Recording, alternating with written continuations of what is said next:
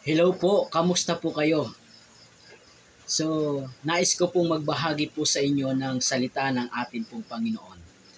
At ang nais ko pong ibahagi sa inyo ay paano nagsimula ang banal na kasulatan at ano po ang kapakinabangan nito sa atin pong buhay. Ang unang tanong po na nais ko pong dalhin sa inyo ay paano ang Diyos nakikipag-usap noong ang tao ay hindi pa nagkakasala. So tingnan po natin kung ano po ang sinasabi ng banal na kasulatan sa aklat po ng Genesis chapter 1 verse 27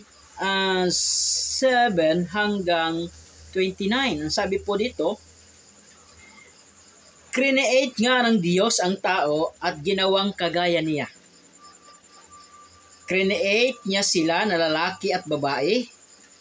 Blines niya sila at sinabi sa kanila, magkaroon kayo ng maraming anak.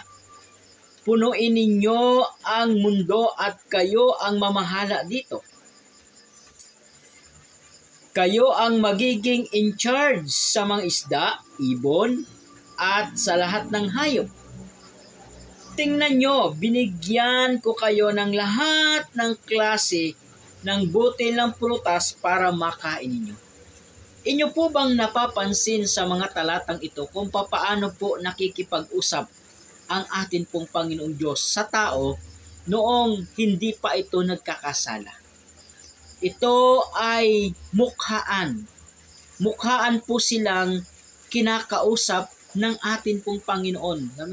Face to face po silang kinakausap ng atin pong Panginoong Diyos. Ang tanong, bakit ngayon ay hindi na natin nakakausap ang ating Panginoong Diyos ng mukhaan? Ano po kaya ang naging dahilan? Ang sabi po dito sa aklat ng Isaiah 59 verse 2 ay ganito, "Ang kasamaan ninyo ang naghiwalay sa inyo at sa inyong Diyos. Mga kasalanan nyo ang dahilan kaya di niya kayo hinaharap." Ang kasalanan po pala na siyang naging dahilan kung bakit ngayon ang ating Panginoon ay hindi na siya nakikipag-usap ng mukhaan. Ngunit gaano pa man ang tao ay nagkasala sa atin pong Panginoon, ang tao ay minahal pa rin ng ating pong Panginoong Diyos. Tingnan po natin kung ano po ang sinasabi sa aklat po ng Jeremiah 31 verse 3. Sabi po dito, "Nagpakita ako sa kanila mula sa malayo, sa simula pa lamang, minahal na kayo, kaya patuloy akong magiging tapat sa inyo." Ano? Sa simula pa lang, minahal na tayo ng atin pong Panginoon. Kahit po pala ang tao ay nagkasala sa atin pong Panginoong Diyos, ay hindi nagbago yung kanyang pag-ibig, yung kanyang pagmamahal sa tao. Kaya sa simula pa lamang ay talagang mahal na ng atin pong Panginoon. Sa ibang version ay inibig tayo ng Diyos at ang kanyang pag-ibig sa atin ay walang hanggan. So, bagaman ganoon na ang tao ay nagkasala at sa kabila ng pagkakasala ng tao ay patuloy pa rin siyang minamahal ng Diyos. Paano ang Diyos nakikipag-usap ngayon sa ating panahon na ito sa mga tao? Ang sabi po sa aklat ng Hebreo, tingnan po natin. Sapagkat hindi na pwedeng makausap ng ating Panginoon ang tao ng mukhaan. So sa papaanong paraan nakikipag-usap ang Diyos sa tao? Sabi po sa aklat ng Hebreo 1:1 ay ganito, "Noong unang panahon, ginamit ng Diyos ang mga prophets para kausapin ang mga ancestors natin sa iba't ibang panahon at paraan. Ano po? Sa iba't ibang panahon at paraan. No? Sa pamagitan ng panaginip o vision ay kinakausap ng ating Panginoong Diyos ang tao. O ang mga propeta, at ang mga propeta naman ang nagiging spokesperson ng ating pong Panginoong Diyos excuse me, para yung nais ng Diyos na sabihin sa mga tao ay kanya pong maipahatid ng maayos sa mga tao.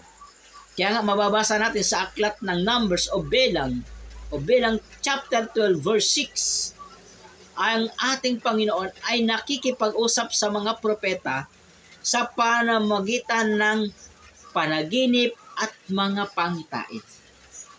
So ganyan po, napakabuti ang atin pong Panginoong Diyos. Kaya nga, ang sabi po dito, pagkatapos ano ang ipinag-utos ng Diyos, mayroon pong sinabi o inutos ang atin pong Panginoon sa mga propeta. Ang sabi po sa aklat ng Jeremias, tingnan po natin kung ano pong sinasabi ng atin pong Panginoon. Chapter 30 verse 2 ay ganito po ang sinasabi. Jeremiah 30 verse 2, ang sabi po ay ganito.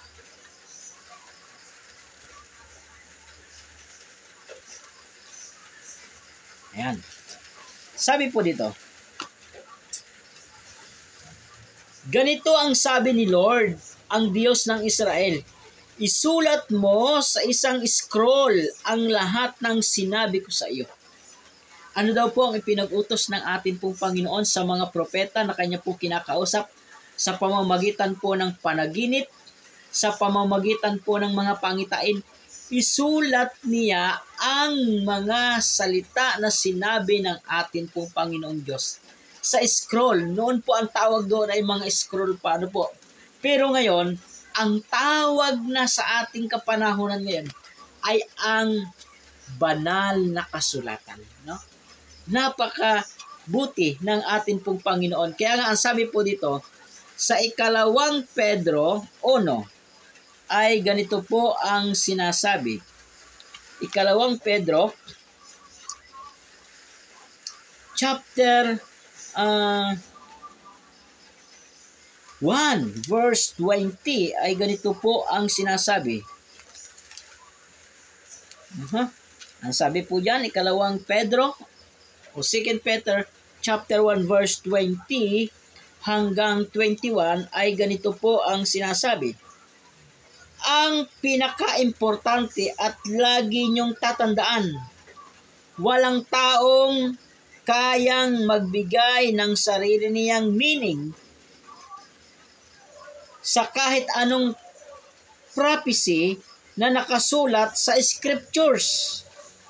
Kasi walang prophecy na nanggaling sa kalooban lang ng tao, nanggaling ito sa Diyos. Ang Holy Spirit ang nag-guide sa mga tao para masabi ang mga mensahe ng Diyos. Napakaganda, no? Ano daw po? Walang, nanggaling na anumang kaisipan buhat sa tao para maisulat ang banal na kasulatan. Kung hindi, ang kanilang mga isinulat ay ito po pala ay nanggaling sa atin pong Panginoong Diyos na kanyang ipinasulat sa mga propeta. At ito ngayon yung banal na kasulatan. Kaya nga, ano ba ang mapapakinabangan natin sa banal na kasulatan kapag ka ito ay atin pong binasa? Ang sabi po sa 2 Timoteo chapter 3 verse 20 hanggang 21 ay ganito po ang sinasabi. 2 Timoteo chapter 3 verse 15. Verse 15, ang sabi po dito,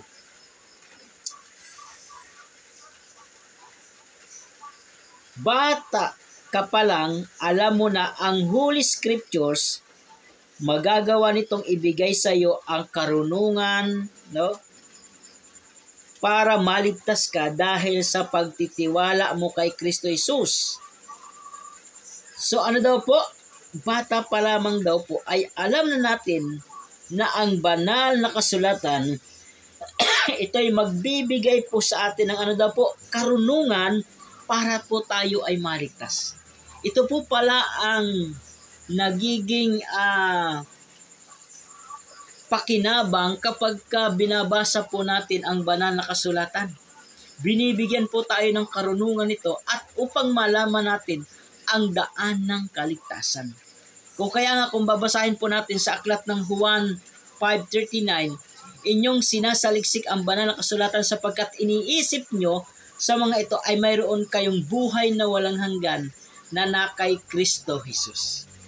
So sa pagbabasa daw po natin ng banal na kasulatan, masusumpungan natin ang atin pong Panginoong Jesus na nagbibigay po sa atin ng buhay na walang hanggan. Kung kaya nga, kapag ka ito ay atin pong patuloy na pinag-aaralan at binabasa, yung buhay na walang hanggan na nawala po sa atin nang ang tao ay magkasala, ay ito ay ibabalik ng atin pong Panginoon. Kaya nga, napakaigi at napakainam ay pag-aralan pala natin ang banal na kasulatan sapagkat ito pala ang nagtuturo sa atin sa buhay na walang hanggan. Kung kaya nga kapag binasa po natin ito ang resulta o pangako ng atin pong Panginoon. Sa aklat ng Apokalipsis o Revelation chapter 1 verse 3 ay ganito po kapag pinag-aralan natin at binasa natin ang banal na kasulatan. Blessed ang taong nagbabasa sa mga propesiya o prophecy na nakasulat dito at blessed ang mga nakikinig at mga sumusunod ng mga nakasulat dito kasi malapit na ang time na mangyayari ang mga ito. Ano daw po? Mapala daw po pala tayo kapag ito'y atin pong binabasa, kapag ito'y atin pinapakinggan, at lalo tigit, mapalad tayo kapag ito ay atin pong in-apply sa atin pong buhay o sinunod natin kung ano po ang nabasa natin, napakinggan natin, buhat sa banal na kasulatan. Nawa, kaibigan, kapatid, ang mga simpleng salita ng atin pong Panginoong Diyos na ito ay makatulong sa iyo para pag-aralan mo at saliksikin mo ang banal na kasulatan.